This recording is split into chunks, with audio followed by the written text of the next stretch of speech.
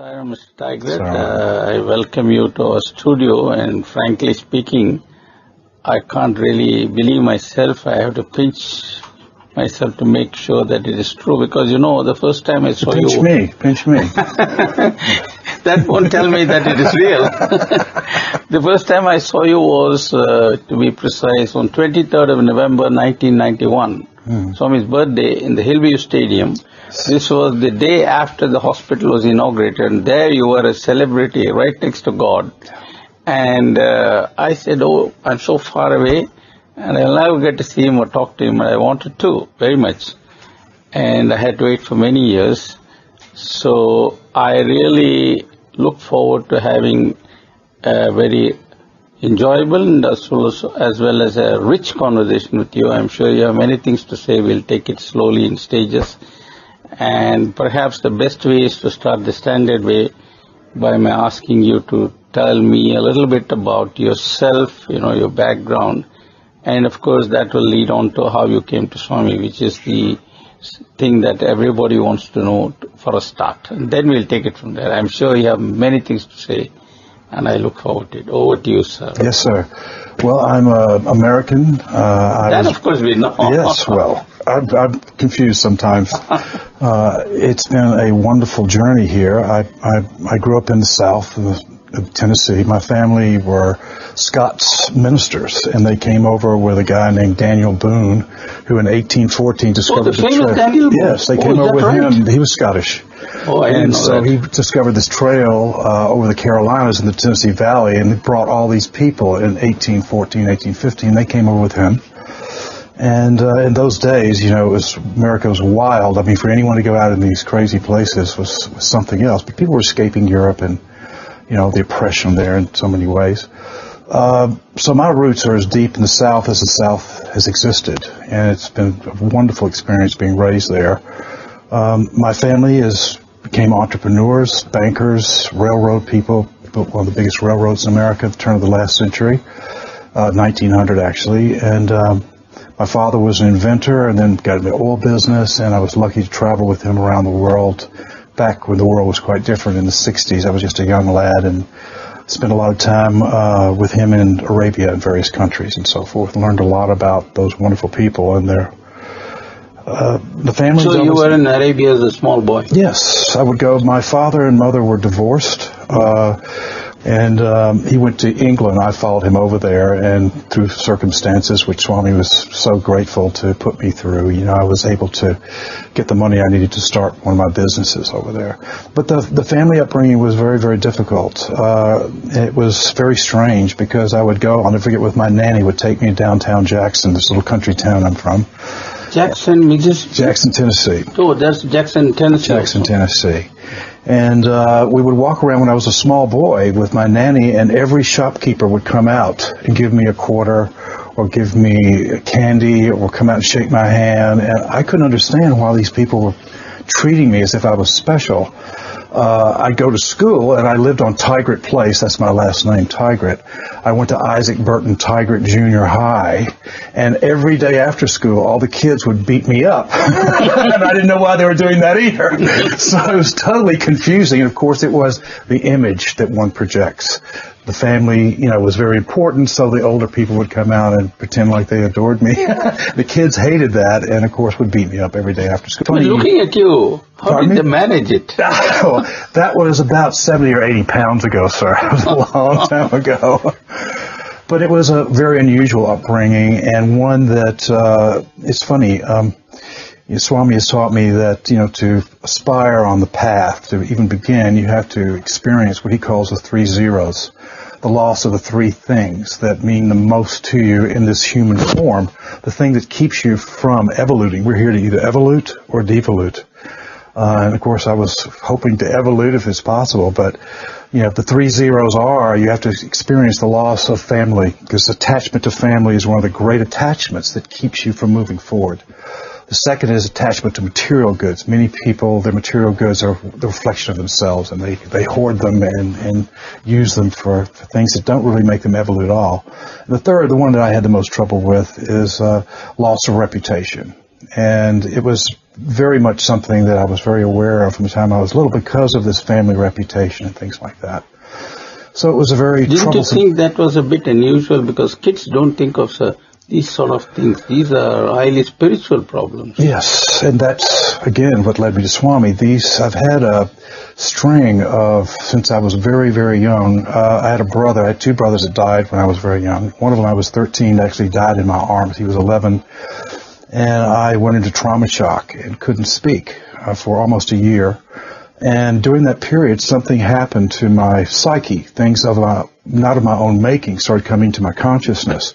My parents sent me to psychiatrists, and they said, well, he's not psychotic or neurotic. Well, maybe I'm neurotic now, who knows, but said he's experiencing some kind of phenomenon. And it was actually a preacher, a very famous preacher named Norman Vincent Peale, who was a friend of the family's. And my family used to travel with him, and they would go on the journeys of St. Paul and all this sort of thing. He was a wonderful man, and wrote The Power of Positive Thinking, which is really what he's very famous for. He was a great preacher, but they sent me up to be with him.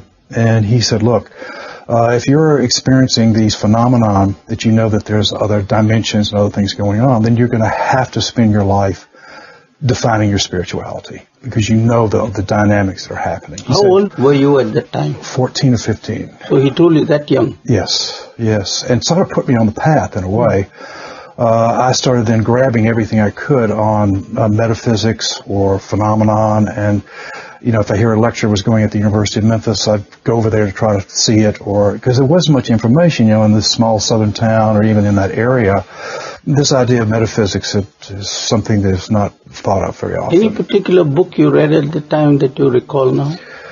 God, I read so many different books. I don't know. I guess Madame Blavatsky, Blavatsky, some of the theosophists who were coming up with all the sort of... I was looking for explanations of, why are we here and where are we going and how long does it take and, that sort of thing. So, he put the hunger in me at a very, very young age, and then he put the dynamics around me that forced me to keep moving forward. As you said to me the other day, it's just a job. It's just a job. And the ones that I hope to reveal during these conversations with you. Can I ask you a small question at this point? Please. Because I feel it's very important. The South is very famous for its deep involvement in Christianity. As we all say, it's the Bible Belt. Yes. And as a young boy, you were right in the middle of the Bible Belt. More than that, I was underneath the buckle. Oh, is that right? Okay. Maybe I don't know my geography that well. But anyway, you must have been exposed to a lot of the traditional Christian practices and thinking. Absolutely. But you are now very far away, breaking out into Blavatsky and metaphysics. Well, I was reading, but I wasn't sure why or where I was going with it. As far as I come from a long line of Southern Baptist ministers, 4 generations, in fact. And that didn't have any impact on this? Oh, big impact. I couldn't wait to get away from those guys, let me tell you. Is that right?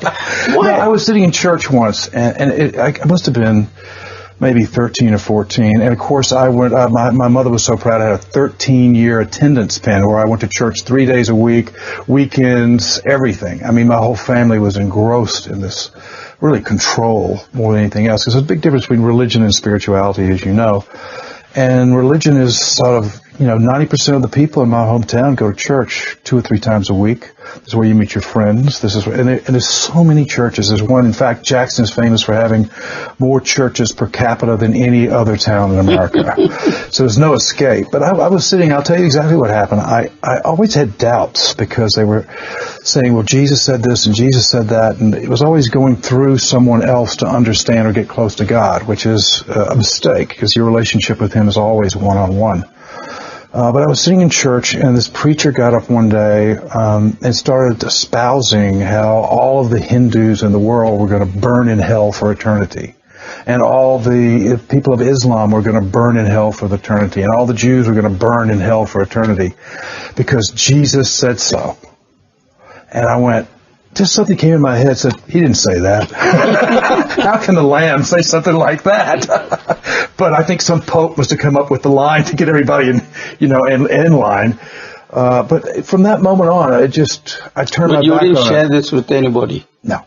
Obviously not. That's the beginning of my doubts, because to me, what I was experiencing was something to do with spirituality, not about man-made religion, that's forced on a populace. And I guess I needed to have that experience very, very young, because I had to walk away from it with nothing to hold on to. And that's when my journey really began. Well, how did it continue thereafter? Well, I continued to study and look and do everything I possibly could. I guess the biggest impressionable thing happened to me in about 1966, and this was in London. I moved there to be with my dad, and my mother and father, as I said, were divorced. And I had a room in a place called, it's right off Hyde Park Corner, called Belgravia. It's a very fine area of London. And something said, get up one night, like 12 o'clock. It said, get up and go for a walk. And, we all have this, and many people have said, your conscious, is your intuition, is really as close as you can get to the voice of God. And you can speak with Him and have conversations with Him if you learn to just be distinctive between your own mind and what's being said to you. But I was obeying right away. And as I told you the other day, Swami said, I said, why are you using me for all this crazy stuff? And he said, because you're convenient and you're obedient. So I got up and went for a walk. And I came around the square, Belgrave Square, beautiful place in the night. It was summertime. And I saw this one building was lit up. And it was people coming in and out, 12 o'clock at night. And I was drawn into this building. It was the Spiritualist Association of Great Britain, which has been there for 180 years. And it's a beautiful building. And inside they have a library. They have a beautiful canteen, lecture halls. And they have all the mediums and psychics who are giving demonstrations and so forth. And when I walked in, there was a lot of press there, and they were taking pictures of this guy who apparently had predicted something that had come true. And I went up and I said, look, I don't know why I'm here, but who is that man? They said, well, he's one of the greatest mediums that there is in England at this time. I said, by the way, how old were you at that time? 18, maybe 17, 18. And so I said, well, can I see him? I'm here for some reason. And he said, no, he's booked up for months in advance. And so I went and looked at the books and so forth, and the photographers and people left, and he went over to check his next appointment. And then they came over to me and said, the next appointment's not here, so would you like to take it? You can do it right now. So I said, fine. And we went up to a room, and he explained to me what he did. He said, I'm a medium. I simply can pull spirits from the other side. They come to me, and people that are appropriate. Do you recall his name? No, I don't, actually. I think I have it written down somewhere. It was a long time ago. Mm-hmm. At any rate, we went up, he held my hands, and he immediately said, your brother, John, is here. That was my older brother. And we'd had many conversations together, and he was a highly intellectual fellow. He died when he was 24. And I think I was 18, 17, something like that time. So he'd only been dead for about a year or so. And he started to complete these conversations that we'd never completed when we were together, to prove that it was him. And I just was overwhelmed. There's no doubt about it. He was there. And one of the things he told me, he said, go tell your father that I'm so sorry that such and such happened and such and so. I mean, there was only something the two of them knew. And after the session, I went over and told my father, and he broke down on the ground crying, and he said, it's him. No one knows this but him. And I went back some months later, and on the second occasion, he sat there. It was a daytime, actually. And he said, your brother is here. His name is Hugo Hewitt. And this is my little brother who was 11, who died in my arms when I was so young. And we used to play games and do different things. And suddenly he's bringing up the games. He's bringing up the things that we used to do that only the two of us knew about.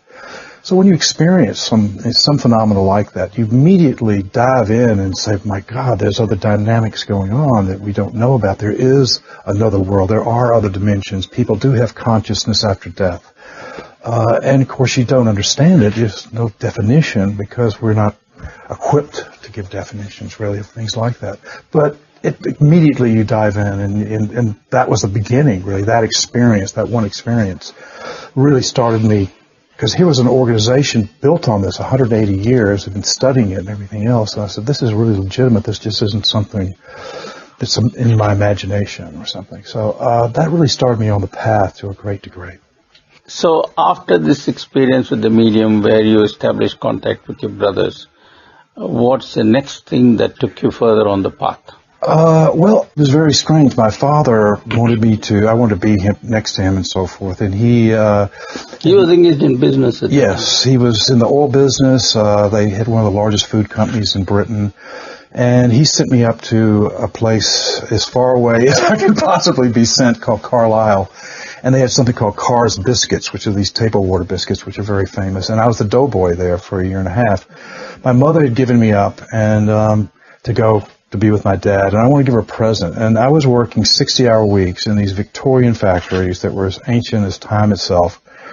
I was getting paid 14, 15 pounds a week. And I started saving my money up, which is hard to do when you're only making 14 pounds a week. But I worked for a year and a half, and I saved 600 pounds. And I wanted to buy my mother a gift. And I was keenly interested in cars when I was very, very young. So I thought, well, I'm going to go out and look at all these old Bentleys and Rolls and see if I can find one cheap enough.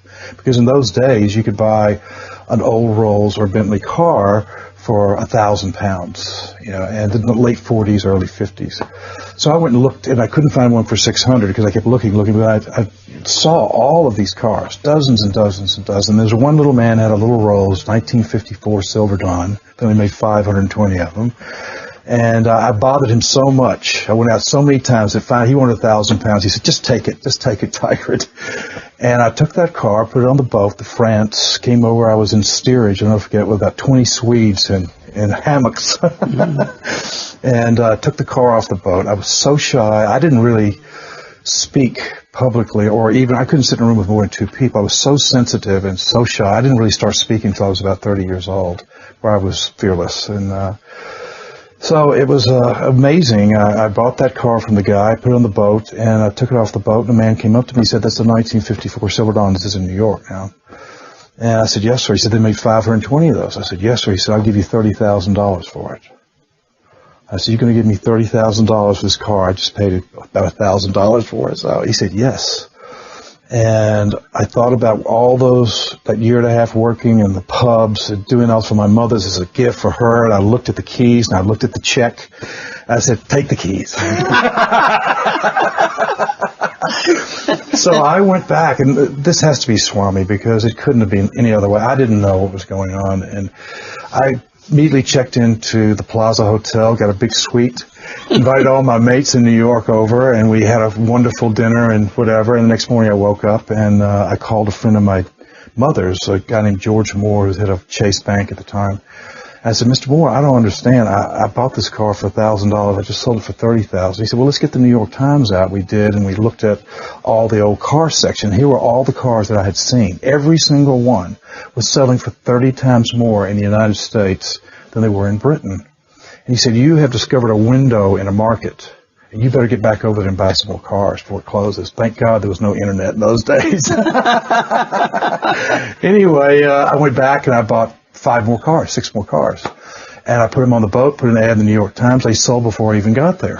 Next month I went back and I bought 15, 18 cars. Didn't they get suspicious in England? Oh, they didn't know that there was a disparity in the marketplace. It only lasted for 9, 10 months before somebody figured it out. But I was at the forefront. So lucky. I went back and sold those right off the boat, went back and got 20 more, sold those right off the boat, went back the last time, got 25 or 30 of them. And suddenly I had $500,000, and I was 18 years old. Just going on 19 at the time. And it was, goodbye, Mom, goodbye, Dad, I'm free now. You never gave your gift to your mom? Yes, I bought her a new Cadillac every year after that. Every year I bought her a new Cadillac. She what she liked. Was she proud of you? Oh. It took a while. It took a while, a number of years, but just the fact that I was free, they didn't like very much. But I was free because I knew, and now in retrospect know that I was going to do Swami's work. This was the amazing 60s, the revolutionary period of time, peace and love movement, and there was a massive generation gap, and we just took off with it, and it happened for a lot of fabulous reasons that occurred, but it's I think the one that comes most to mind is that we had grown up with this Cold War, and we were aware and taught in school that we could be annihilated any time. We had thousands of airplanes in the air with bombs and missiles and everything. That. And I remember so well helping my uncle dig a fallout shelter.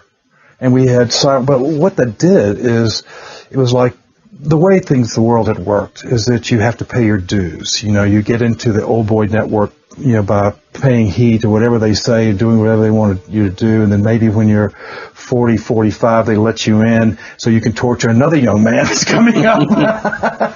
And, you know, to me, it was like, you know, we can be annihilated at any time, and all my brothers and sisters, you know, I want mine now. I'm not going to wait for 40 years to get it, or 20 years, or it was the times. It was very revolutionary. And what came out of that revolution was that we had our own music, and these musicians, Jimi Hendrix, the Beatles, the Rolling Stones, many Cat Stevens, all of them, they weren't just entertainers. They were the spokespeople for that generation, for the revolution that was going on. You know, we had our own clothes that we invented. There was just so much going on. But in the midst of all this, did you connect with those 3 zeros of when you were much younger, you know? Certainly the loss of family, because I was born to a family. In fact, Swami has told me that it's grace to be born to a family that you don't belong, because immediately one of the 3 zeros is taken care of, you know, because there's no attachment there, because there was no great affection or love, just the responsibility of me, but not the affection. So it was easy to move off of that. But there was still 2 more zeros you had to take care of. That's right. Don't worry. I had many years to work on both of them. Mm-hmm. But what happened was that I had this idea, you know, that let's build a 3-dimensional place that represents music, which had never been thought of or done before, where you could build something that's 3-dimensional that represents a piece of culture, like sound, for instance, music. But, you know, I heard something on the radio. They were talking about the new type of rock and roll, because it wasn't the Elvis and the Jerry Lee Lewis period. Now you had the Who and Led Zeppelin stacking Marshall amps to the ceiling, coming out with 1,000 decibels, you know, and so I said, well, let's just build a place in honor of them. You know, and also there was no American food and there, and I just went back home and got all the recipes from my local baker and this person, ice cream, everything. And so we opened something called the Hard Rock Cafe, and I've never been more terrified in my life. Keep in mind, I couldn't speak at that time. I was so shy, but was driven to do this. And I was 20 when I got the idea. It's just a year after the chorus. I used that money to open the place. In London, on Hyde Park Corner. It's very interesting. I had come from the civil rights movement in the United States, because I'm a Southerner, and had become an activist in a big way, and was just deeply hurt by what I saw going on and what was happening. And I moved to England. My dad lived in Mayfair, which is a very upscale place. Yeah. And I was amazed coming out the first week when I was there. I saw a policeman talking to a guy that didn't have finest clothes on. And he said, "Mate, are you from around here? Are you a tradesman delivering something?" I said, "No." He said, "Well, move off. You know you're not supposed to be in this part of town." And I realized that what I discovered was the famous English class system, where a baker and a banker couldn't get together anywhere. I mean, if you were of this class, you went to these shops, you went to these pubs, you went to this place, and that was your area, and don't leave it. And it just irritated me beyond belief. So part of this was a thumb in the eye to the institutions, and they were very upset. But you know, when it came to choose a site, I didn't choose a site down on King's Road where all the action was. I chose this place on Hyde Park Corner, right across from Buckingham Palace. And because the revolution was so powerful, and because it was so funny, I opened this place, I had no idea what was going to happen. I didn't know what I was doing, obviously. Swami must have been with me all the way. And the night we opened, the Beatles were sitting over there, and the Rolling Stones were sitting there, and there was Eric Clapton, and there was this one, there was that one. These are all, oh my God, you know. And suddenly the word spread through the whole community, and they came every day. They were constantly there because this place was dedicated to their music. And by the way, I had it turned up so loud you couldn't even talk for lunch. Really loud. And it was just the most amazing thing. I couldn't believe it. Suddenly a queue formed because they really wanted to be near the heat because it was so powerful in those days, musicians and watching them and what was going on. And suddenly you had a baker and a banker and little Lord so-and-so and a taxi cab driver all lining up crossing social barriers by being in Mayfair, but the need to be near these guys when they could was stronger than the fear of the class system. So suddenly this place became a place for everybody. And it's the first, if I did one good thing with the place, with the Hard Rock in London, it was the first classless restaurant in the UK. By no comparison, no one even came close. And that was a thrill for me. It is a thrill for me to this very, very day. But it was, the Hard Rock was successful beyond belief. About 2 years went by, and I had this yearning. Something was calling me. In fact, the voice in my head said, I'm waiting for you, I'm waiting for you.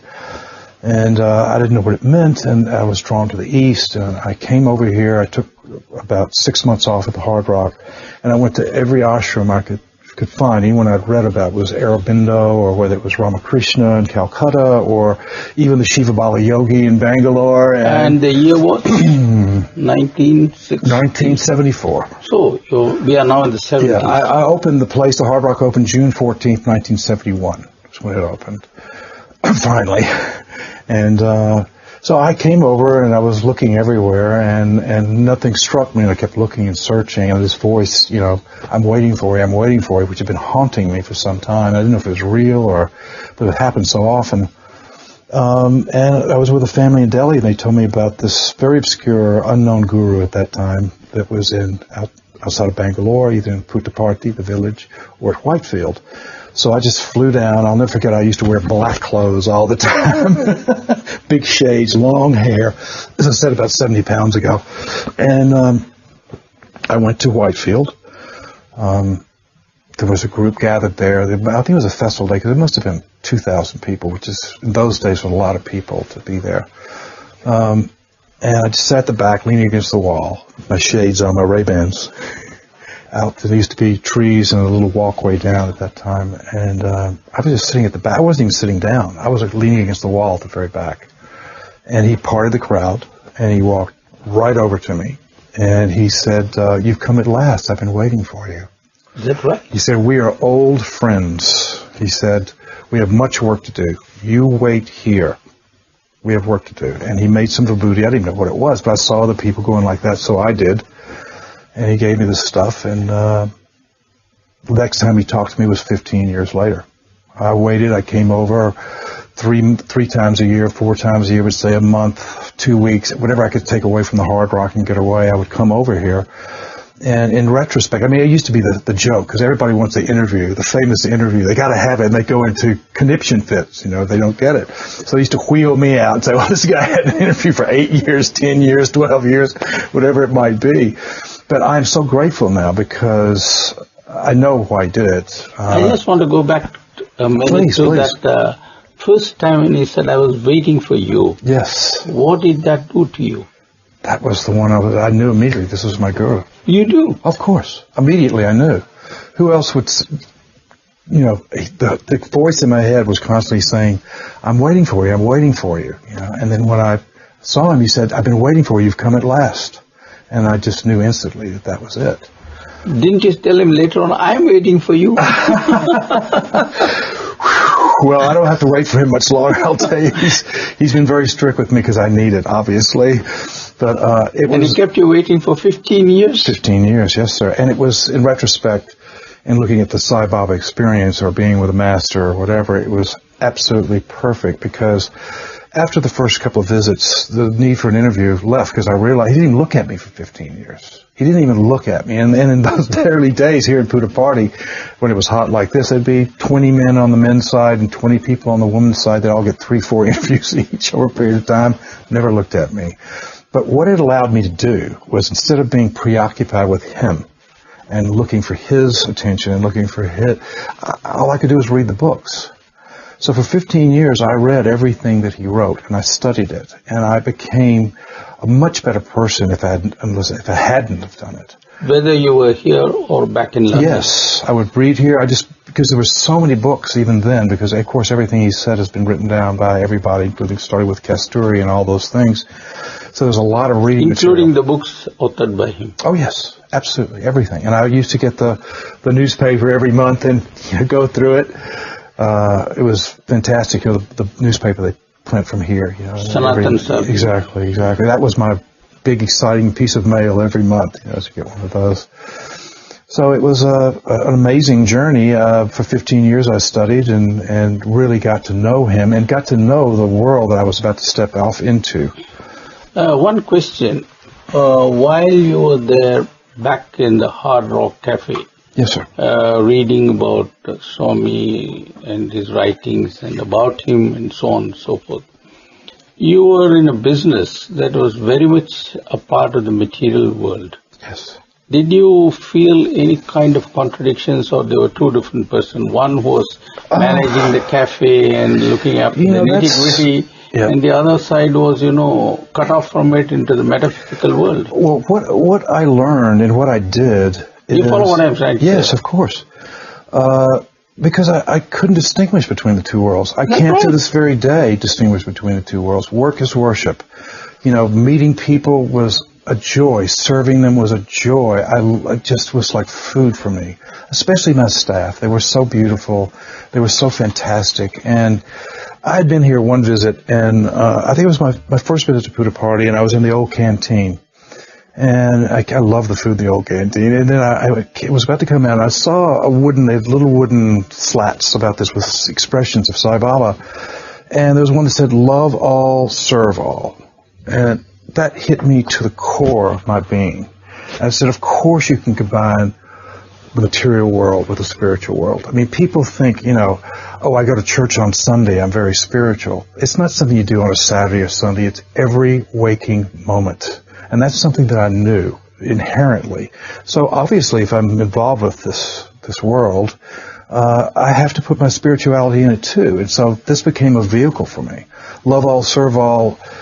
We've made as famous as Swami has at the Hard Rock, because we put it on millions and millions of T-shirts, jackets, buttons, badges, everything. If you got your check, if you work for me, at the top, love all, serve all. We put huge signs up in every restaurant around the world.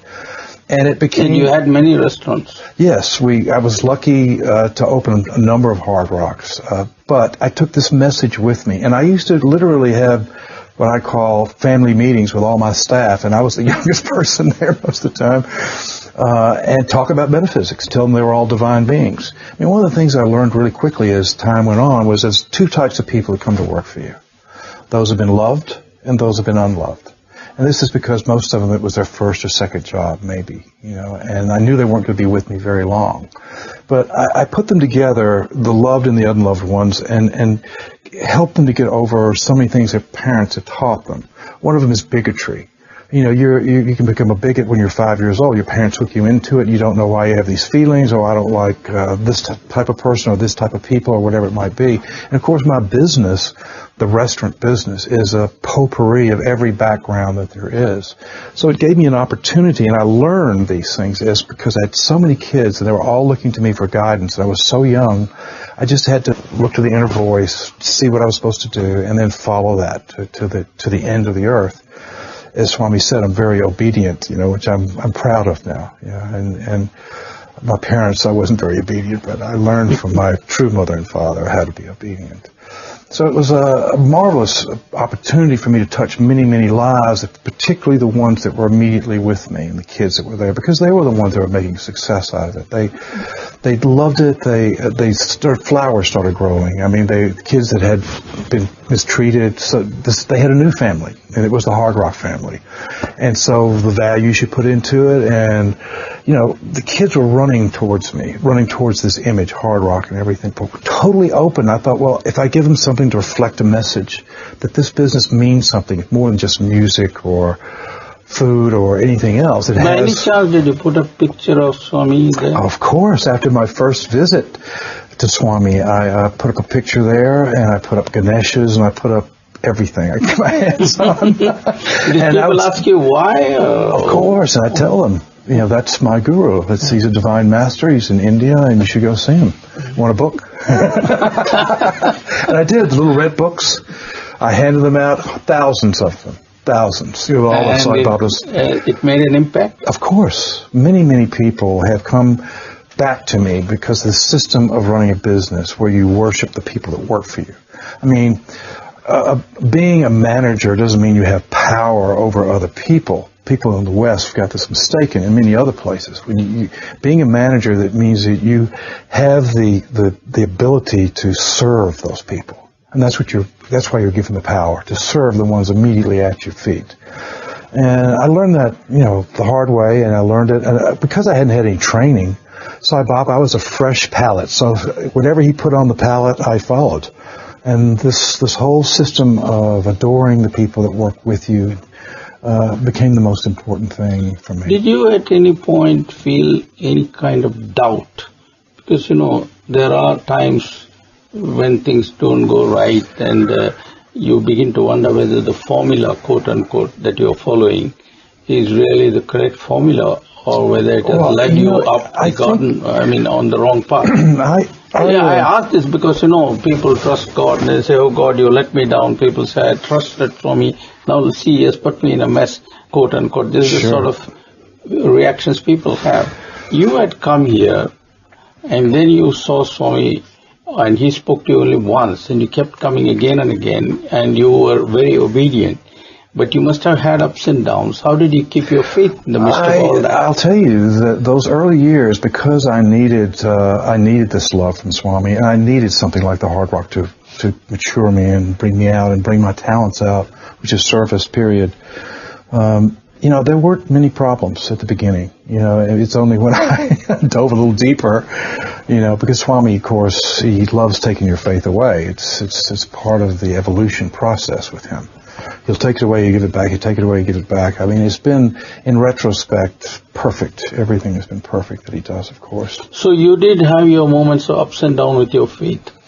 Well, I was developing my faith. When you're so young, but, I knew that I was an old soul. And I kept referring to him saying, I said, what does he say? We're old friends, not new friends, And, eventually I took the view that maybe we had met in a previous life, or maybe I had been with one of his incarnations or something. I didn't know what he meant at the time. And, but it was all so beautiful and perfect. It brought me out. I needed that. I had a very difficult, terrible childhood. And I'll never forget going in for the first interview 15 years later. I thought he was talking to the guy behind me. And he said, no, you. And took me in, and he said... that was here or in Whitefield? It was here. Mm-hmm. And he said four different questions and things that was just spectacular. The first thing he said, there was a group of us, obviously, it wasn't just me by myself.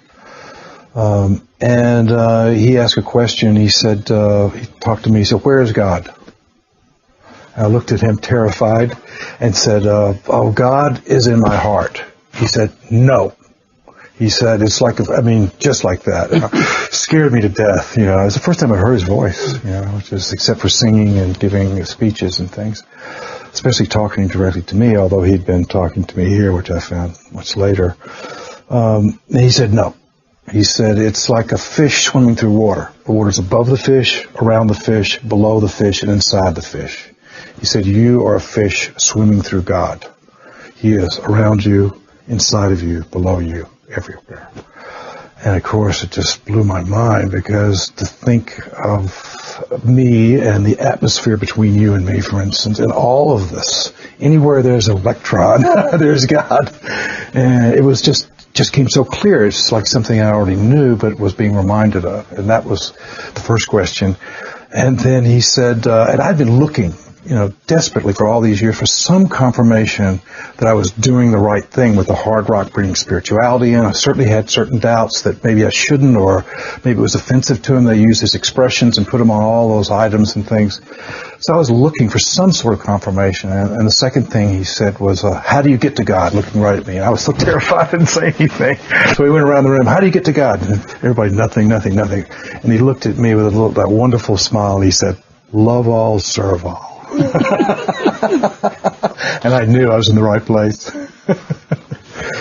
So he then took me in for a private interview, and he said, any questions? I said, yes. I said, why did I have to wait 15 years to see you? He said, big ego. I went, I got it, I understand. And it's just so fantastic, fantastic. And then he said, any other questions? I said, yes. Yes, I have one very serious question. Why was I born into a family where there was lovelessness, where there was violence, there was death and destruction, horror? Why was I born into a family like that? Because I've been carrying this bag of guilt and horror and everything on my back since I was a child. And he just looked at me and smiled. He said, to soften your heart. And I realized what I thought was a curse was indeed a blessing, a total blessing. And I dropped that bag in that interview room, and I haven't looked back since. Which prompts me to ask one question. In the 15 years or so, from the time when he said, I've been waiting for you, to the time when he called you for an interview, he said, you come, hey, you. And he was with you. Yes. On many occasions. And you must have had some kind of unusual experiences when you felt his presence or protective arm or whatever. Yes. Or in his love. Yes. Do you recall any of them? There are many what, starting with one? The first time, let's say. Maybe we'll go through the whole list. The first time must have been, I'm trying to get it right, the sequence just right. There's been so many wonderful things. But I was in Los Angeles at a big party, and in those days I was taking drugs and all kinds of drugs. And this is before you started the hard rock or after you? After I started the hard rock, yes. It was part of the scene. It was part of what was going on. And it was totally out of my mind. I was 26 maybe. No, not even that. 26. No, 24, 25. I'm about to turn 26. And I got completely stoned out of my mind and passed out in this car. It was a Porsche Targa, black with red interior. That's what he told me later. It was just amazing. And the top down, and when I woke up, it was about 3 o'clock, and I started driving out to the beach where I had a house in Malibu. And I got down to the end of Malibu Canyon, and I'd fallen asleep, going about 70 miles an hour, just like this. And the car crashed through a railing, and as it did, I woke up. And this car was there's a 20, 30, 300-foot like ravine that I was falling into, and I suddenly felt something on my shoulders. And how deep was the ravine? It was like this, but it was at an angle. But it was about 300, 400 feet, something like that. This 400 feet? It didn't just go up and down. It rolled over and over and over and over again. In fact, Swami corrected me. I used to think it was 11 times. He told me it was 12. But I felt something on my shoulders, and I looked. This was just as we'd gone through the railing. And there was Sai Baba sitting next to me, and he had his arm around me. And this car went over 12 times. The roll bar, if you know a Porsche Targa, has a roll bar, completely gone. That means the car had flattened itself. The windshield completely gone. The door is gone. Wheels flying off. Thing went over 12 times. And I got up. It landed upright. And I got up. There wasn't a scratch on me. There wasn't a bruise. There was nothing. He put a force field around me and had saved my life. There was no doubt in my mind. Normally, what would be the outcome of such a crash? Oh, I'd be dead. There's no way I could survive. I had no seatbelt on. This thing was flipping around. Everything was, even below where my shoulder blades were, the windshield's gone, the roll bars bent down to here. There's no way anyone could have survived. I got on a plane, went to India, came to Russia. By the way, was this reported to the police, or did they? I assume so. I mean, I can't remember what was going on. What happened? You just walked away from there? Just walked away. And I called the person. It had been a friend of mine's car I borrowed. So I got bad news for you. It's down there. You go. It's totaled. You'll get a new one. So, at any rate, I got on a plane and came here and sat here for 2 months to thank him, and he paid no attention to me whatsoever. Didn't even look at me. Another experience, quite dynamic. I think it was the second or third visit, and I was at Whitefield, and I knew this was my guru, and I bought a little picture of him in the bookstore. I just kept looking at it. It was time to go, and I had a flight up to Delhi. Indian Airlines in those days. Planes were packed. Everything was difficult. This is an experience I'd like to explain in 3 parts, actually, because there are other aspects of what I've learned, but I've had experiences where my body has been manipulated. I don't know what the Sanskrit word is for it, where literally I'm pushed or shoved, or it's just been amazing. I've had 3 very strong ones, and this was the first, and also incredible. I got on the plane. It was really hot. There was no air conditioning in the lounges in those days, and I think it was this time of year, really, really hot. And also they had those horrible mosquitoes out at the airport too. I remember in Bangalore in those days. That was just it was dinner time for this killer. I was a big lake out there or something, and they were just coming in by the trillions.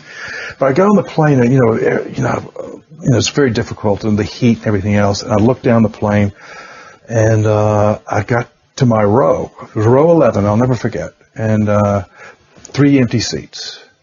All the rest of the plane was packed. 3 empty seats. And I was going to sit down. I had my papers and everything, and something pushed me from the back and would not let me sit there. And I went to 2 rows down, and there was the 2 seats were empty, and the man next to the window was this little Indian gentleman who, if he was 90, he was a day. He was ancient as time itself. And I sat down on the plane next to him. I said, my God, what happened? What pushed me? How could I would want to sit there where there was I would lay down, I would do whatever.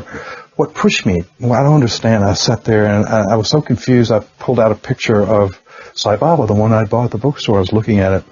This gentleman had a little Nehru, the vest and the white hat and everything. And he said, "Is that your guru?" I said, "Yes." He said, "I think I know of Sai Baba. I've heard something about him." He said, "Yes, yes." And he had this little old bag with him, and he pulled out a picture. He said, "This is my grandfather's guru, my father's guru, and my guru." And there's a picture. This is Ramakrishna. I didn't know who Ramakrishna was. I'd read something about it, but I didn't really know that he had been an avatar or a realized being or whatever. I said, "Oh, very nice, very nice." And we took off, and he put his legs up on and went into meditation.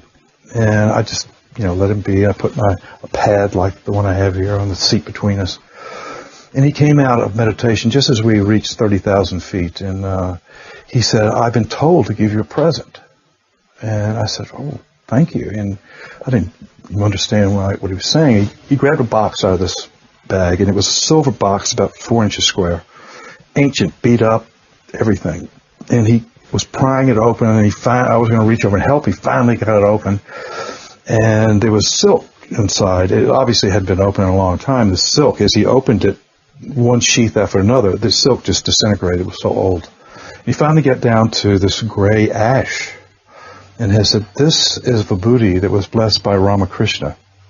And my grandfather carried it, my father carried it, and I've carried it my entire life, and I've been told to give you some." And so I took the Vibuthi, and I had seen, I put a little there, and here on my heart chakra. And he was trying to put the thing back together. His hands were shaking. He had him sort of over the seat between us. And I thought, oh, my God, he's going to spill it. He's going to spill it. This is obviously precious, whatever it is. And sure enough, he spilt it. And in midair, it turned from Vibuthi gray, turned to kumkum, and hit right on my pad. We both jumped back like that. And I'll never forget it. He said, "Oh, that must have been your guru. My guru didn't do miracles."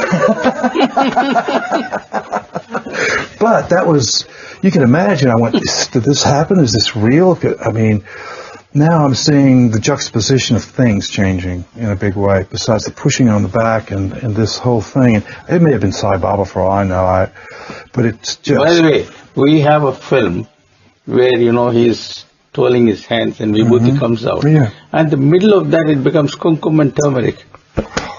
So we would like you to see it sometime. Sure. No, I carry that. I have it on my puja table at home in Tennessee. I have a little tiny packet. I have it there. With the kumkum still? Yeah, a picture of Ramakrishna, and it's sitting with the picture. Yeah. Okay.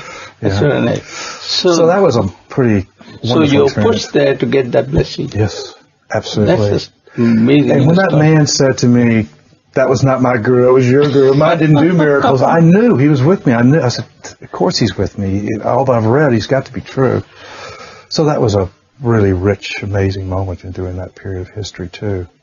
I had one other experience, which is reasonably documented from me for many years, but in Aspen, Colorado, and I woke up one morning. I've been taking these pills, and at any rate, suddenly... I got a voice in my head that says, "You're going to die." And I freaked out because it was that voice again. And I immediately stopped taking these pills, which I've been taking every day for weeks now at this point. And they were having a big party for me that night, but I just went to the airport and said I want a ticket back to LA, and you had to go through Denver and change planes, and it was late, and so I missed my flight. It was midnight, and they said, well, you have to stay in this hotel next to the airport. You can take a flight in the morning. I went and checked in. Round hotel, I'll never forget it, and sat there and turned the TV on. I was sitting on the end of the bed, and suddenly everything went out of focus, and the room started spinning, and I started hyperventilating. And what I didn't know is that this drug, methaqualone, you can't stop taking it immediately, or your body will contract and you'll go into an epileptic fit, which is what I did. I lost all motor response. I fell on the floor. I was gagging and, just in a horrible situation, and I swallowed my tongue. And I remember trying to reach. I couldn't even lift my hand to my mouth to pull out my tongue. And I died. I'm talking about dead. D-E-A-D, dead. How do you know? Because my spirit came right out of the top of my head. And the next thing I know, I'm in a state, I don't even know how to describe it, but there's no five senses, the things that ground you to the body and to the earth. I was conscious of who I was. It was like a feeling of electricity, but it was pure and peaceful and wonderful and dynamic and amazing. And so I was hovering, just above my body, dead body, just hovering like this. And this voice came and said, call your guru's name. It's not time for you to go. So in that state, I remember called Sai Baba's name. Sai Baba, I said. And suddenly he appeared in the room. I'm watching this from above. He picks up my body, puts it on the bed, pulls my tongue out, and then he presses on my chest. And when he pressed on my chest, my spirit went from up there back inside my body, and I'm looking up at Sai Baba. And next thing I know, he's gone. Gone. He left the door open. Some people saw that I was back in this epileptic sort of state. They called up paramedics. They came and got me, took me to the hospital. By the time I got there, it was all over with, because this type of epilepsy is brought on by this drug abuse, not by something mental or difficulty in neurology. This is in Denver. Denver. On your way to LA. Yes. And again, I got on a plane and I came here, sat down there in the sand for about a month to thank him.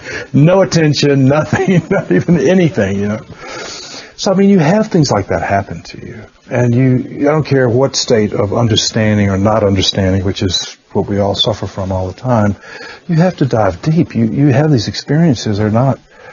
They're real. They happened. I shouldn't have been alive either time. And I knew, just like the Vibuthi, he's here. Something's going on. I've got to dive even deeper, find out what's going on.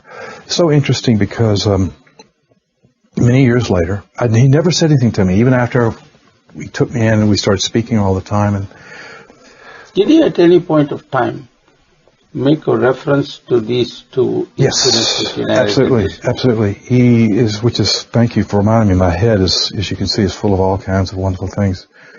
But I'll never forget, we were building the hospital. This is 25 years later, something like that. And there were a bunch of doctors, all the distinguished, wonderful Dr. Bhatt, and all of them were there. And we were planning the hospital things. We would have a big meeting. We used to spend hours and hours, all this group together. And I was sitting right next to him at his feet, and he got everyone's attention. This is 25 years later. Never mentioned it till this moment. And he said,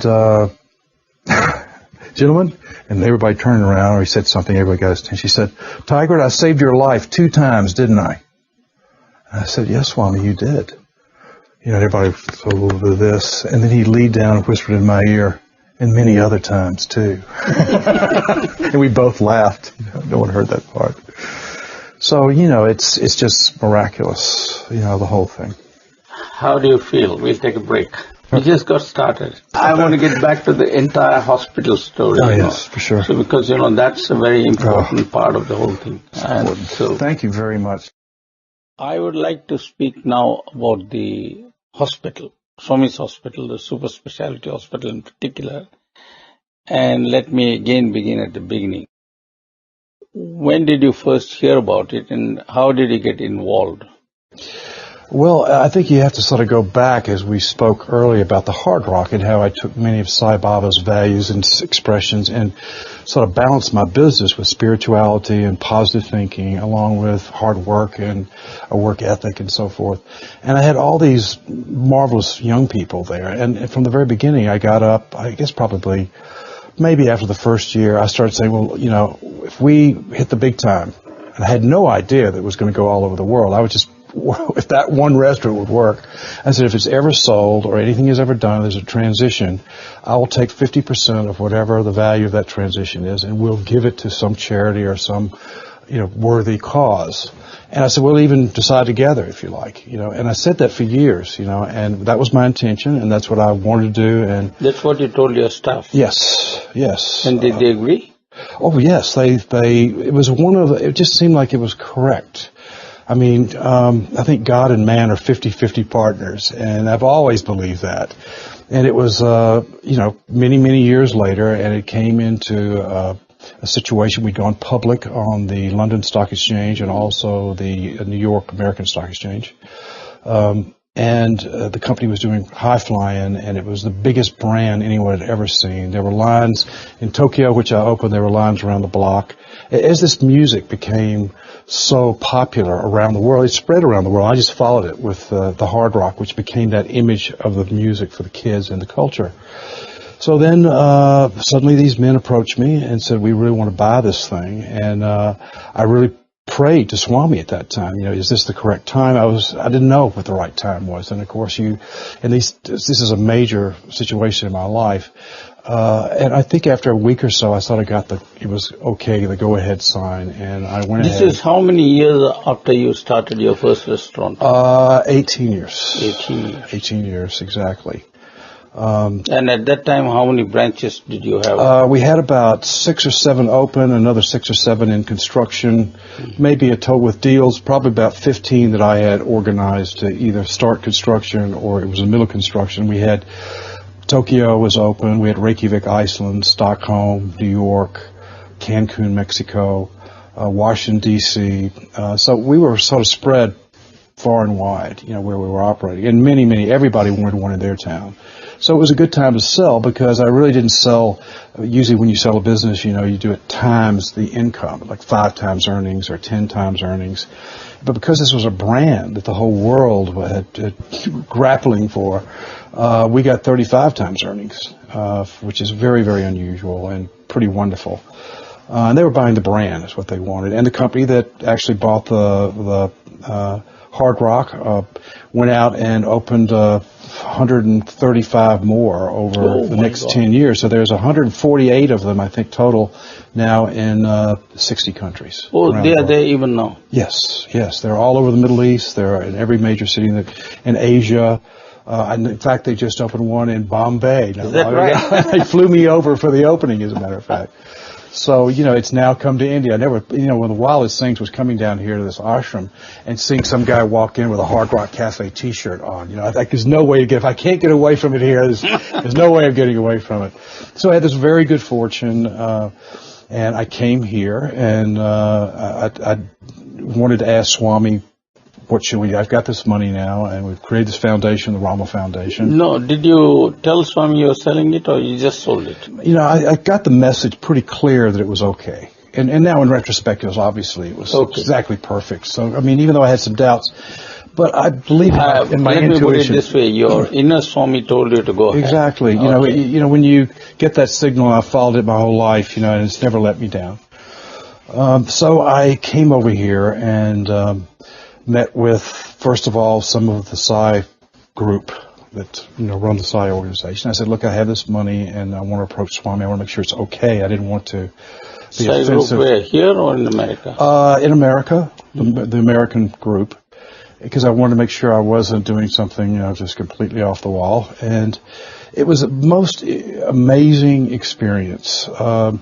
I came over to give the check to Swami. I started out of my room. What did the group in America say? They said, go ahead? They said, great. They said, she'll be fine, you know, because, you know, at that time I had had several interviews and been with Sai Baba and so forth, but I wasn't as close to the form as I have been since. So I wasn't quite sure of what I should do. I left my room, I guess, about 5 or 6 occasions. It was so strange. And I was going to go over to Darshan and see Swami and give him this check and talk to him or whatever.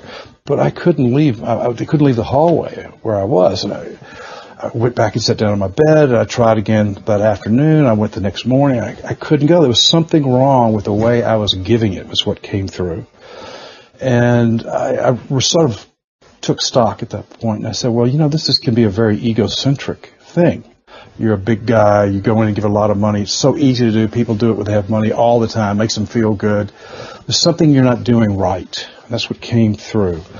So I meditated for a number of hours on it, and it finally came through what I was supposed to do.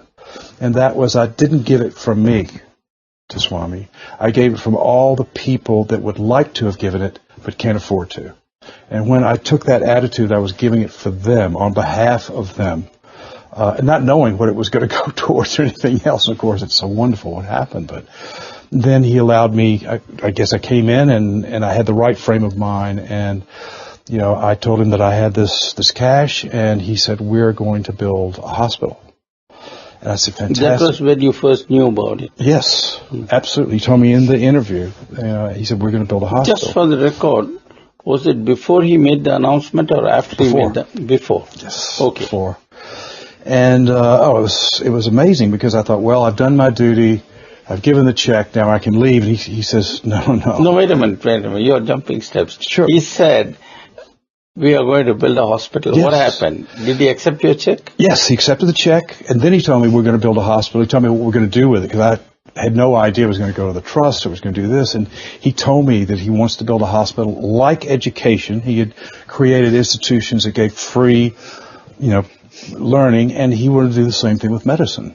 He said, we can do a place that's free for the poor and so forth and so on. I just, of course you don't believe it's possible, especially if you come from America where the medical business is so expensive. How many months before the announcement was this? Oh, just a couple of months. Couple of months. Yeah. At that time, do you think he had shared this with anyone? I had no idea. You had no idea? I had no idea. But what really shocked me is I said, great Swami, I'm going to leave now. He said, no. He said, you are going to find the architect. You are going to run the show here. You are going to build this thing. You are the one that's going to do it. I said, Swami. You were put in the driving seat. Yes. How did it feel? Hot.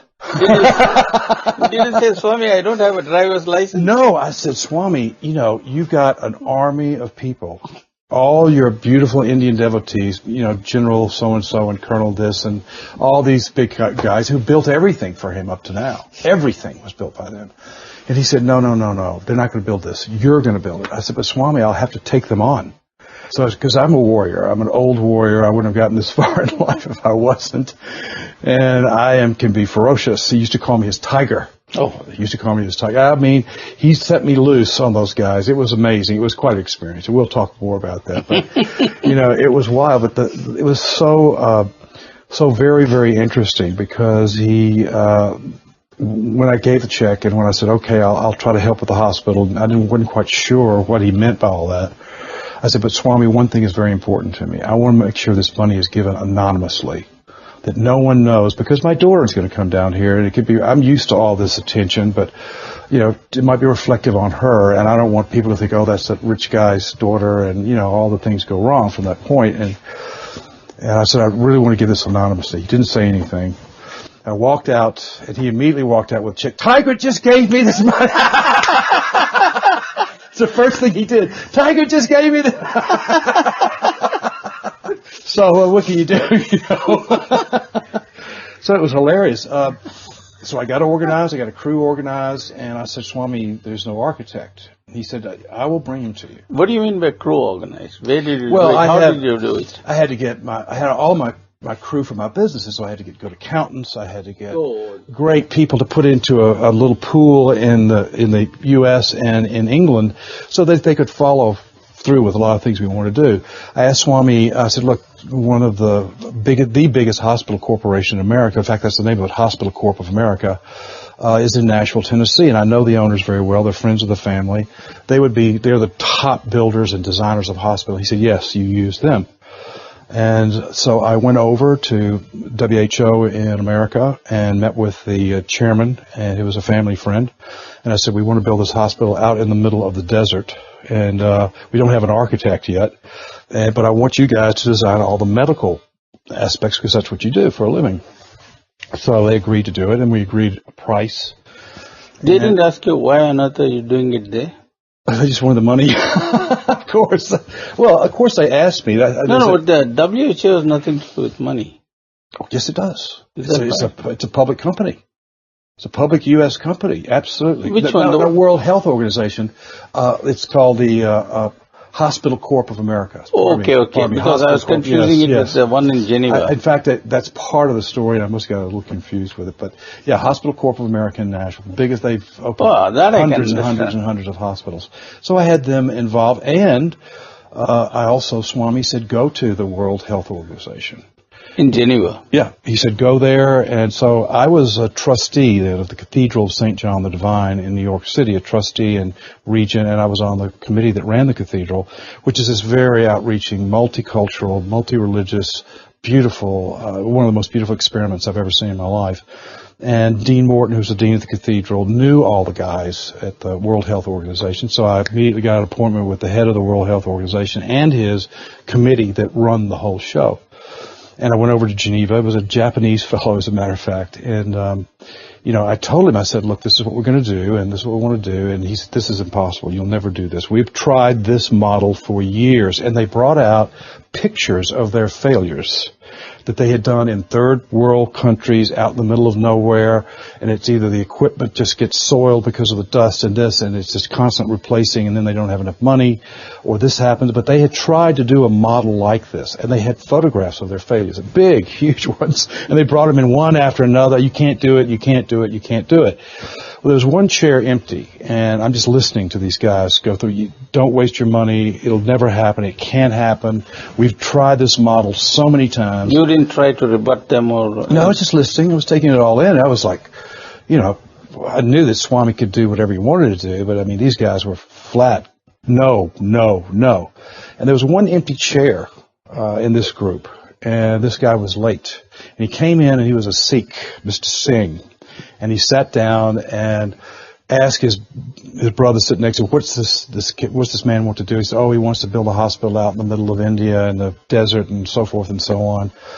And he turned to me, he said, who are you doing this for? I said, Sathya Sai Baba. And he turned to his group and said, if anyone can make it happen, it'll be Sathya Sai Baba. I believe he can make it happen. And on the strength of that, and I went back to see Sai Baba. And I said, well, I've got Hospital Corp of America. I went to the World Health Organization and blah, blah, blah. He said, Tigrett, you've now got 11 months. I told you 12 months. You've just wasted a month. So now you got 11 months to finish. There you were. I said, but Swami, they told me at the Hospital Corp that it would take 2 years to design. It would take another year of planning the site just properly where it's going to be. And then it would take at least a year and a half to maybe 2 years to build if you can do this properly. And he said, Was that the first time you heard it was going to be done in 1 year?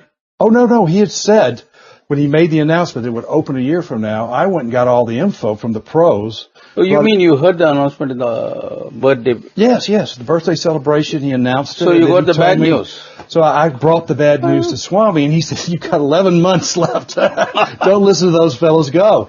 So I said, Swami, we don't have an architect. And various devotees were trying to bring architects and, designs and so forth. There was no design for the hospital at all. And he said, well, you go back to England, I'll bring you the architect. I was living in England at the time. So I went back to England, and I was there for about maybe 2 or 3 days. And a friend of mine called me. He said, you've got to come over to the Royal College and meet a friend of mine. He is the man that found for the whole Arab world. If you look at Islam, one of the ways in which they show as a vortex to God is through geometry. It's everywhere. It's their whole belief in God, the belief system is this divine geometry. Just not unlike the Tibetans that have the tonkas, which are vortexes supposedly into other dimensions or whatever, or representative of God. Again, a geometric pattern. And he said this guy he discovered the secret of divine geometry. And the king of Saudi Arabia heard about it and gave him a chair at the Royal College in London. And he teaches this divine geometry. And he has built, whenever the Saudi Arabians or anyone in the Arab world wants to build a mosque or add something on or do this or that, they consult him. And it has to be done exactly under these divine geometric symbols and keys. He figured that out, and then he took the formula and he found out that Chartres Cathedral, for instance, in France, was built entirely on these geometric things. Everything that was in Islam built all on this divine geometry. And I was sitting there listening to this guy, and his name was Dr. Keith Critchlow. And I said, well, doctor, have I got a job for you? And I told him about Sai Baba. He had heard of him. He built Krishnamurti, for instance. He built his whole little ashram and many other spiritual sort of folks. And so I... in California. In California. I think that one was in California. So he said, great, I'll come over. And he's a very astute, wonderful, sweet man. And it's so funny. He's an architect. He has two lazy eyes. One of them's looking over there and one of them's down like, you never know. You think this man's an architect. I can't believe it. He's so sweet, so wonderful. I love him dearly, dearly, dearly. He had the most wonderful experience in gaining a new friend, too. So I brought this man over with me to see if this was the one. And of course, as soon as Sai Baba called us in, he said, yes, this is what I want you to do, and this is the man, and so forth and so on. So we believed that it was 11 months then, is all we had, and then it was even less. He was always saying, Tigrett, you're wasting time. You're wasting time. Sorry, Swami, I just was trying to get the facts before we left. Obviously, they don't mean anything. It was wild. It was wild. So we tried to plan, how can we possibly do this? Well, first of all, it's impossible unless it is divine will. There's no doubt about it. And everyone said there's no way that you're going to build as well. The design should. And in the middle of nowhere, too. In the middle of nowhere. The hospital corp said you're going to have, and the World Health Organization, one of the things is because of the dust and dirt and everything else where you're building, you're going to have huge infection rates. And you'll probably lose 20% of your patients just from the infection rates alone. So, you're armed with all this human knowledge, and then you got this divine knowledge over here, and you're sort of balancing it and then talking to the boss, So he said, go. So Critchlow, it was amazing. Larson Toubro became the builders. They had built some other things, I think, but this was a big thing for them at that time for Swami. And I know they went on and helped with the water projects and many other things. And Mr. Ramakrishna, who you probably know, is a lovely man. And, he was a little worried, to say the least, and Swami gave him the same, you're wasting time, Ramakrishna. You get your boys together right now. So we just went for it. And we had 24 architects working 24 hours a day. We designed as they were building. It's called design build. Keith came up with the original with all the dynamics of the divine geometry, and which is all there. The dome is representative of some... By the way, I want to ask a small question. When you look at this from the air, we have got satellite photos and all that sort of thing. Maybe you have not seen the satellite photos. I will show it to you. It looks like Om. I'm sure. Was Keith Critchlow aware of that? Or No, it happened? I don't. It just happened. In fact, it was amazing because Critchlow said it has to be this shape. It has to have this dome with 9 sides on it. It's all related to things from ancient history, and it has to have... The overall profile is very much like Om, Sanskrit. I could see that from the air. I've never seen from the air, always from the front, and it was great because once Critchlow was the man, and we went back to Hospital Corp, and they said, no, you have to build your building around our stuff. I said, no, you have to fit your stuff in this building. And they did somehow, but I mean, literally we had, I don't know, there must have been 25 people just from the Hospital Corp out of London. We were working in London. Plus, Keith had his 25 architects. What about doctors? Who did the planning? All the hospital corporations? Oh, my God. You know how crazy doctors are. Yeah, I know. There was a big fight. Swami was just revving. You know how he likes to rev people up a little bit sometimes. Every doctor wanted the best position in the hospital for his trade. I want this. I want that. I know I've got to be on the floor. I got to be on this floor. No, I have to be on the end. They were all fighting like this. And then Dr. Bhatt, the father of urology, one of the greatest souls I've ever met at this ashram, and he's a dear friend of mine. He stood up with these men. He was disgusted. And he said, as far as I'm concerned, you can put all my stuff in a tent in the back, and I'll operate in the tent. That's fine with me. And everybody looked at the great man, and they sort of cooled out a little bit. But there was a lot of, it's only natural, you know. So we got over that to a great degree. I just let them, I said, Swami, I can't get into this one. You let them fight it out. You must have been going crazy.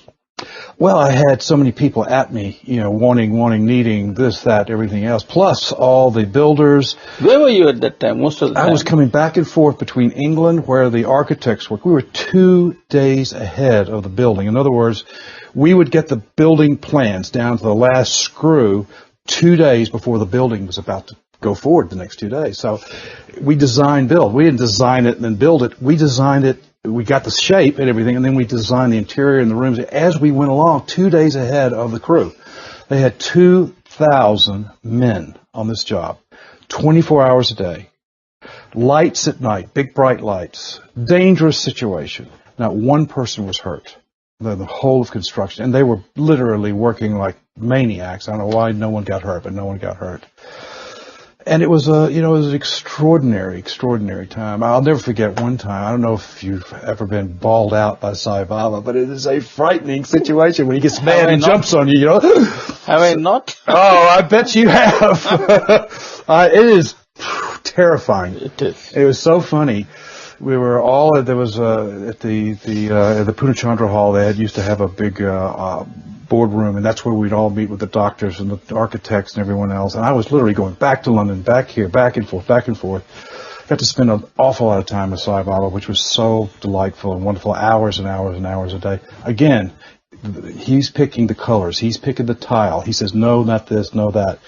You know, he was right in the middle of it the whole time, settling disputes, but just walking right through, and that's what we're going to do. But he came in this one time. I'd just gotten back from London, and he walked into this room, and he had me, literally, I said, Swami, I'm going to have to, you know, subdue these men. I have to use all my power and all my strength. He said, that's what I want you to do. So I had everybody scared of me, you know, because I was the boss, and I had the whip, and we had to run, you know, all the way to the goal line. Anyway, Sai Baba walks in. There's a big meeting. I'm sitting in the chair at the top of the table, and he comes up to me and takes his handkerchief and throws it in my face as hard as he can. He screams, "You're wasting time. You're wasting money. This is terrible." Blah, blah, blah, blah, blah. And I went like this, you know, and I just got up and I ran to my room and I burst into tears. I started crying. I said, Swami, what have I done? I'm so sorry. I didn't mean to upset anything. I was so upset. It was unbelievable. And then part of Swami's came up to my room, knocking on the door, and they said, well, Swami obviously doesn't want you to handle the project anymore. I'm taking the project over from here on. And although I'd been in tears one minute, I became the tiger the next. I said, no, you're not. And if Sai Baba wants me to leave, he'll tell me.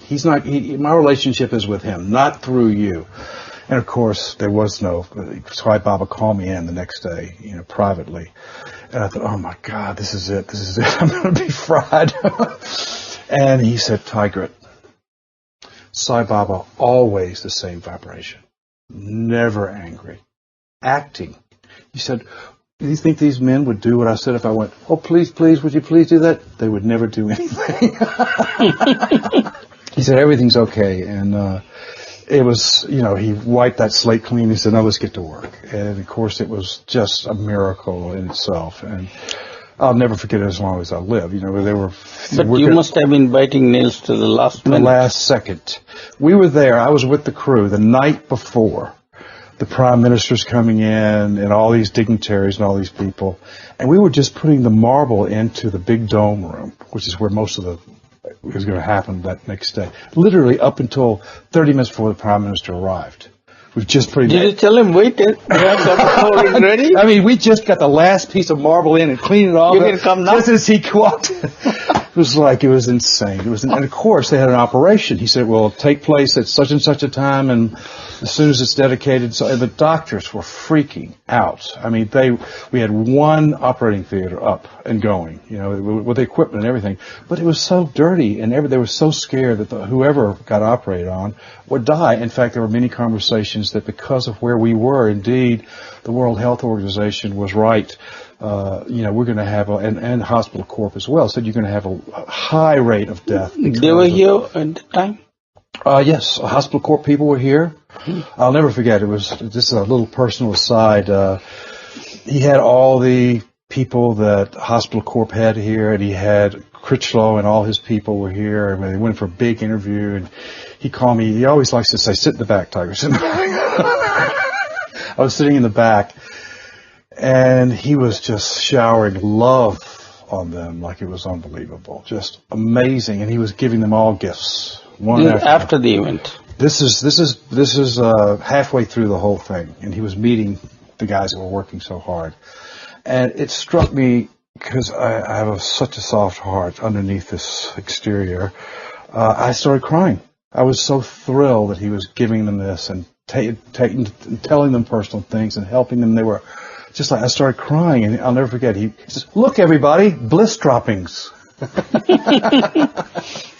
Wonderful, wonderful. And it was bliss, the whole Now tell me, when this surgery took place at that inauguration time, yes, did you believe it was a dream, or? It's had to be a dream come true. I mean, no one, and I was the one holding yes, yes, yes, but secretly I had doubts, and everybody else, no one believed that we were going to do it, because they'd go out and say, "You've got 2 weeks. There's no way you're going to finish this thing."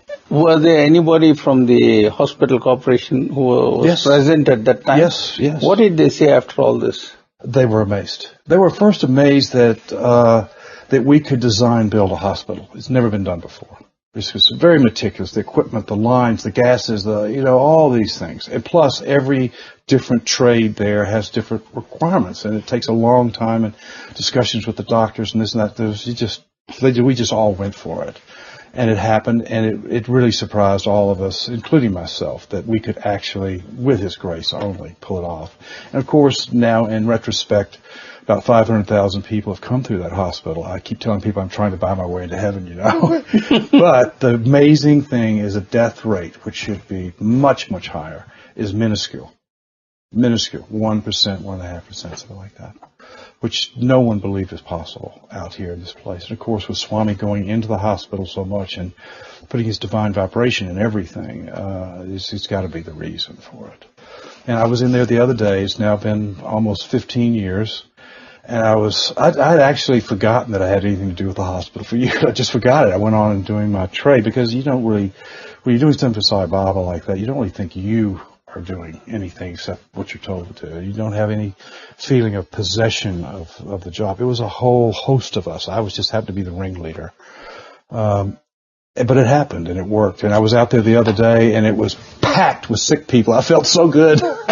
Packed. But getting back to the mortality rate, would you say that now the hospital has settled down and there is really no reason to expect very high mortality rate? Absolutely. Nor was there in the beginning either. It's a miracle in a sense. No, it's a miracle that it happened, but the low mortality rate is it not a reflection and a tribute to the way the hospital is run? No doubt about it. It's the service in there. I mean, go over and see Dr. Aya. He is a warrior priest for Sai Baba. He's in there. I've never seen such a positive attitude on a man, a doctor in my life. He's truly inspirational. But they're all like that. I call him the brown tiger. Yes, he is. I'm the white tiger. He's the brown tiger. We love each other, by the way. I miss him. He's in a puja right now of some sort that he's been doing for several weeks. But, it's the attitude. It's the love there. It's everything. What was the main lesson that you learned from this hospital experience? To trust Sai Baba. He can do anything he wants if he puts his will to it. And we've now seen this with water projects. He said it's impossible to do in a year, and many other things.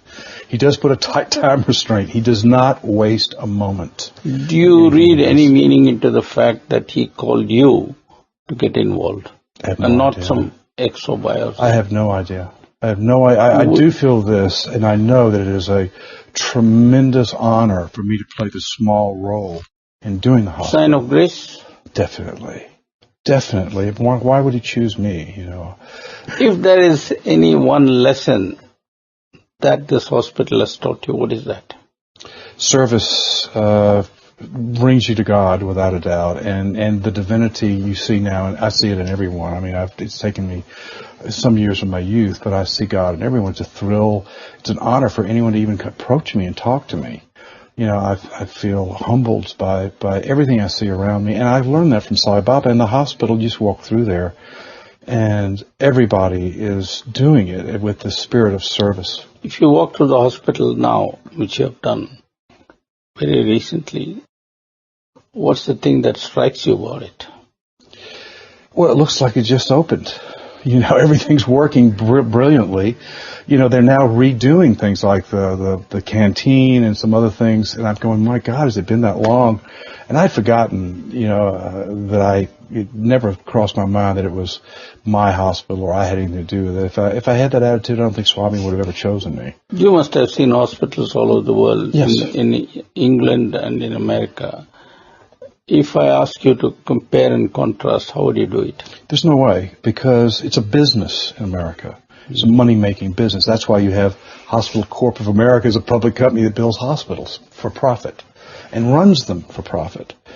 This hospital has no profit. The profit they have is the souls that they brought over that come to that hospital and are rejuvenated by the love that's given by everyone in that hospital. Every nurse, everyone in intensive care, everyone down to the people that sweep and everything else know what's going on there, and that this is service for mankind, and it's stimulated by the divine master of our age.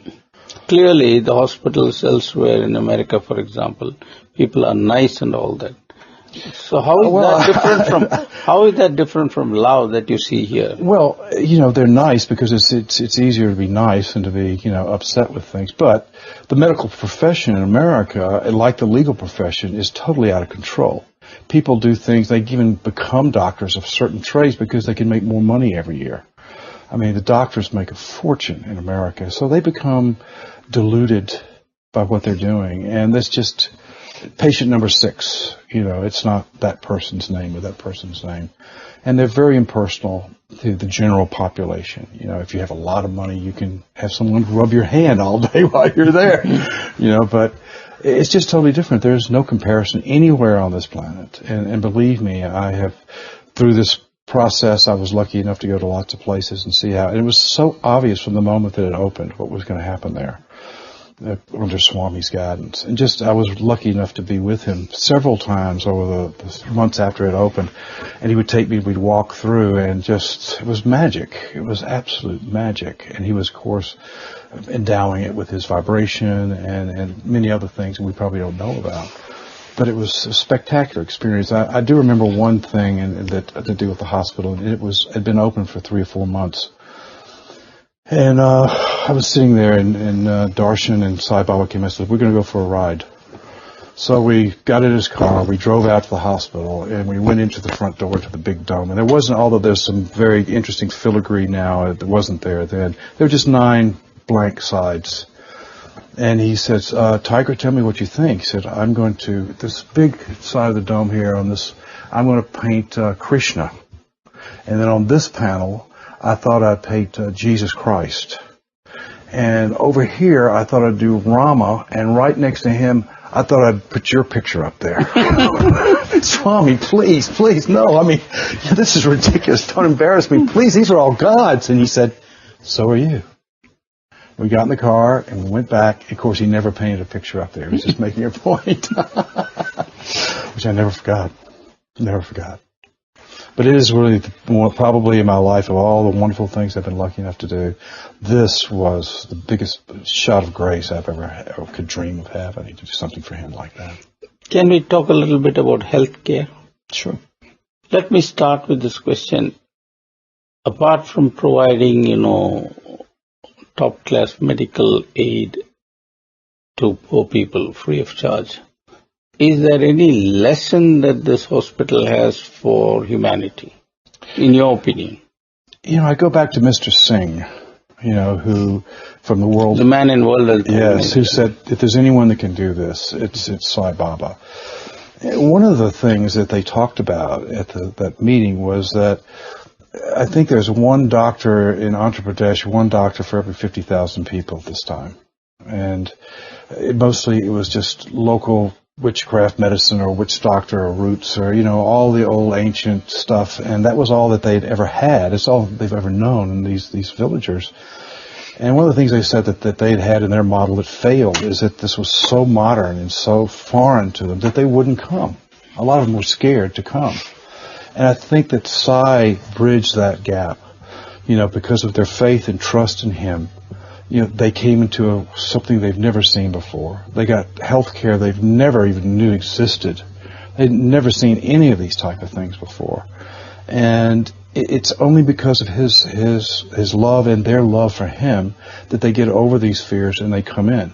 And during that, and we talked about different ways of doing it, and I'm sure they're carrying it out now, it gave them an opportunity to also teach health care on just a very simple way to the people that came, whether it's cleanliness or, how you do this or how you do that. And I think that's also, so they take obviously a spirit that has been ingratiated with Swami's love and an experience that's beyond anything. To do these major operations and not charge a person a penny is extraordinary, to say the least. And I think that's also one of the things that hospital is doing what it's supposed to do as far as being a hospital. I think it does much, much more than that. Like what? I think it vibrates this love. I think it vibrates this service, this feeling of service. I think it vibrates all over this country, if not this state, if not the world. And I think that, to go in there, as I said the other day, and it was packed. I mean, it couldn't have got another person in any of the rooms that was in there. And, it was, most of them were very, very simple, wonderful people, that come from, the part of India that is as old as time. But this is something that's totally foreign to them. But by the time they leave there, they've gone through some sort of transition. And I think the hospital takes those people and they become Sai Baba's representatives in a way when they go back to their village, or I think that it affects them the way they interact with people and other things. And you have seen the testimonials of many of the people there that are just overcome with the fact that someone like Sai Baba would provide this type of service for them. And now, of course, there's even a waiting list, I think, for certain operations. Oh, quite a long. Yeah.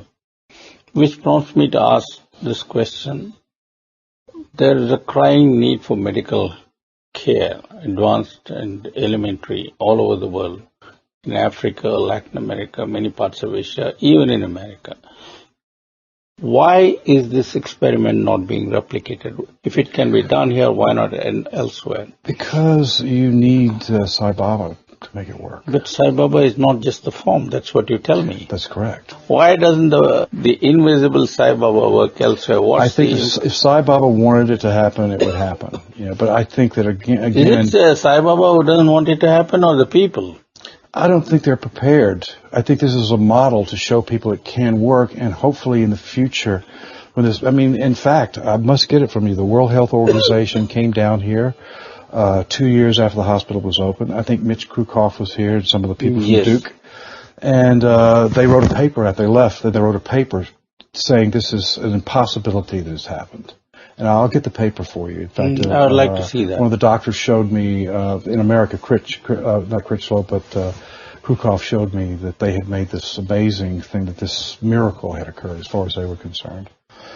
So, it's Sai Baba's will. I think it serves as an example that it can work. Okay, now let me be a little more focused in my question. In America, there's a lot of talk about health care. It was very strong in the Clinton era. And it's still there in the news. Why is it still a sort of a dream that people are talking about, but nothing gets done? Why is it that a working formula and a recipe is not being taken seriously? What's holding people back? I think their hearts. You got to realize this is a business. This is nothing more than a business, just like a nail factory as far as the mentality is concerned. They're in for the profits, if not Forget it. No, I agree with that. In India too, we have hospitals which are there for business. But look, here's America. America's the richest country, they say, in the world. Exactly, that's why. And there are 40 million Americans that have no health care. So why doesn't somebody do something like this for them? Because they're more interested in starting wars and spending all the money there. No, but still there are lots of people with lots of money who want to give it away for charity, and there is a lot of money that's floating around. What is it that is preventing people from establishing this example in the richest country in the world where there is a need? Because people don't think about free Okay, service. let me put it in a different way. Clinton was passionate about healthcare, I believe, and he said that one of his mistakes was, I heard him say that in one of the Larry King shows. He asked him, any mistakes? He said, yes, at the presidential level. I was too hasty. In my first 2 years, I was too idealistic and I tried to push the healthcare a little too much. You got to remember at this particular point in time, it wasn't a democratic House and Democratic Senate. I know. Politics is, as you know, a ruthless trade. Many a time in the old days when I was Vice Chancellor, and a little after that, I would get called into the interview room every afternoon. So he would show me an envelope, yellow envelope, and then he would pull out the thing, you would see the White House letterhead, and then he will just show me the signature at the bottom. He wouldn't show me. And then, so obviously Clinton must have written something to show me. Definitely. Okay, leaving personalities aside, don't you think there is a need for this in other parts of the world? Of course. Of course. Okay, so if I were to say, how do we unleash the torrent of love? What do you think your answer would be? I think you did it in your own way in your Hard Rock Cafe. Surely, absolutely true. So if you could do it as an 18-year-old or whatever it is when you got started, surely it should be possible. God will make it happen if you take the first step. Swami says, you take one step, I'll take 100 steps. How do you think it could be made to happen? Let's dream together. Well, having just imagine, been told no. Tiger, go on. You've been sleeping for too long. Get busy. How would you do it? I'd never sleep again, frankly. How would you do it? I mean, imagine. I can't imagine. I mean, I went to the organizations, World Health Organization, Hospital Corp, and all these says, no, it can't be done. No, obviously, they have got a mindset. But they're the ones that run the show. No, that's true. But is there any way, after all, Sai Baba didn't belong to anybody, any of those organizations. He made it happen. So is there any other way in which we can arouse the passion of man to do something for his fellow men? I'll never forget Al Gore told me about what was going to happen to the environment. And he explained to me all the things that now are coming true. How long ago was that? Many years ago. 20 years ago. Oh, 20 years ago? Yes. Oh, Al has been doing this for 30 years. When he was a young congressman, he came in on part of his platform was the environment and so forth and so on. He's been 30 years ahead of everybody, by far. And it's a great contribution, which he's recently made. As you know, he won an Academy Award for his documentary and all that sort of thing. It's really brought to the forefront. People are now accepting it for the way it was. But when he told me that there was a possibility that the world could be destroyed in the next 50 to 60 years, mainly because of the ozone problem, because plankton is the number one in the food chain in the ocean, and it sits right on the top, and if that ultraviolet light gets through, it'll kill it instantly. If plankton dies, then the oceans die within 5 years. And Al showed me the statistics and the computer readouts and everything, and I absolutely became terrified. It was true, and I came down here to see Sai Baba, and I said, Swami, is it true? Is it true? Is the world going to be destroyed? What's happening? And he said, mankind is creating this. Swami is allowing mankind, by the way, to do this. He said, only when mankind is brought to its knees will it turn towards God in this Kali Yuga. And, it was almost like, it's up to you guys, but, it's also a divine plan of mine. And I immediately started an environmental group, which I did in London with lots of famous celebrities and so forth, and it became very successful, and I tried to spread the word, in those days. But it's It's But mankind, let's go back to the mankind is true, not what it was. but let's go to the ozone problem. Now the ozone problem is slightly under control. Yes, big holes, the North and South poles. Yeah, it's Australians now have to put on sunscreen 24 hours a day because it's over there. Yeah, but then it has come down. There is proof now.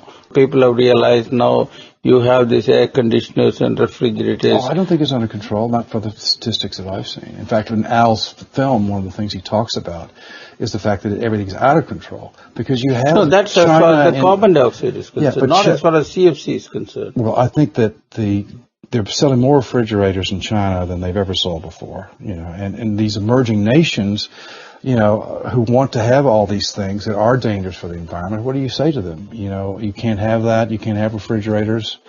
You can't have the things that, aerosol cans or whatever it is that's causing that problem. They don't want to know. So we're marching ahead down the road to destruction. But on the other hand, you have to grant that a lot of people have become environment conscious. It's popular. It was popular when the Green Movement hit. At this time that I started this environmental group in England back in the 1980, 82. And, that was Earth Day and everybody celebrated. And then it just died. What they do in America is the media just hammers anything so much that you finally you don't even care. You become complacent. You don't even want to know because it literally just boom, boom, boom. And that's what killed the Green Movement back in the early 80s, was they got too much attention and then people get bored. And in Europe as well. Come on, give me a positive message. Okay. Have you ever heard of the phoenix? Rising from the ashes? Are you talking of Phoenix, Arizona? No, I'm talking about the bird. Out of the ashes, the phoenix rises. And I think that we're due for a little head banging here in the future. I mean, you look at the Gaia theory. I don't know if you know there's a theory that the earth is a goddess, and I believe that. It's a divine goddess, and it's a living goddess. And, she is hurting, she's ailing, and she's going to eject that which is destroying her. That's because we're so self-involved, and we're so selfish, and we're so bound to the earth through the five senses, which are being overstimulated. I mean, that's what media has done. It's overstimulating the five senses, which only creates delusion and more Maya. So there's little escape as long as we're going to be glued to that amazing invention, which is this media, which is now people spend 4 or 5 hours a day watching television, and that's normal in America, and it's crazy because, again, the five senses are being overstimulated with all the greed connotations or, Violence, all of it is insane. It's absolutely insane. So it's the Kali Yuga. The forces of good and evil are gathering on many dimensions. Believe me, we'll talk about that sometime. And the battle will begin soon. That's what the Kali Yuga is supposed to be. And I think we're in for a number of years of awakening. But Swami says no battle. I'm here. The love is what is going to work. So how are you going to make it work? Well, I have a viewpoint that's from a different perspective, which maybe we'll talk about sometime. But, I agree with everything you say. I mean, obviously what you're saying is absolutely correct. And we should be more aware, and we should be more responsible, and we should be a lot of things that we just aren't right now. So we will explore next time how to get better. That's right. Thank you. Thank you, my friend.